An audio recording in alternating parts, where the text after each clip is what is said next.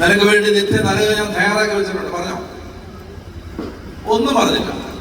കർത്താവായ യേശുക്രിസ്തുവിനെ സാത്താൻ, കേൾക്കണം, സാത്താൻ 3 പ്രാവശ്യം പ്രലോഭിപ്പിക്കാൻ വന്നപ്പോഴും ഈശോ മിശിഹ വേറെ ഒന്നും പറഞ്ഞില്ല.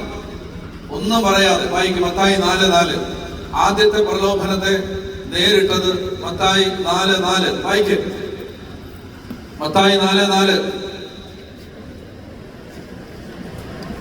അവൻ പ്രതിവചിച്ചു, മനുഷ്യൻ അപ്പം കൊണ്ട് മാത്രമല്ല ദൈവത്തിന്റെ നാവിൽ നിന്ന് പുറപ്പെടുന്ന ഓരോ വാക്കുകൊണ്ടുമാണ് ജീവിക്കുന്നത് എന്ന് എഴുതപ്പെട്ടിരിക്കുന്നു.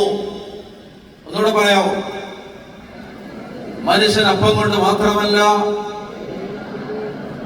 ദൈവത്തിന്റെ നാവിൽ നിന്ന് പുറപ്പെടുന്ന ഓരോ വാക്കുകൊണ്ടുമാണ് ജീവിക്കുന്നത് എന്ന് എഴുതപ്പെട്ടിരിക്കുന്നു.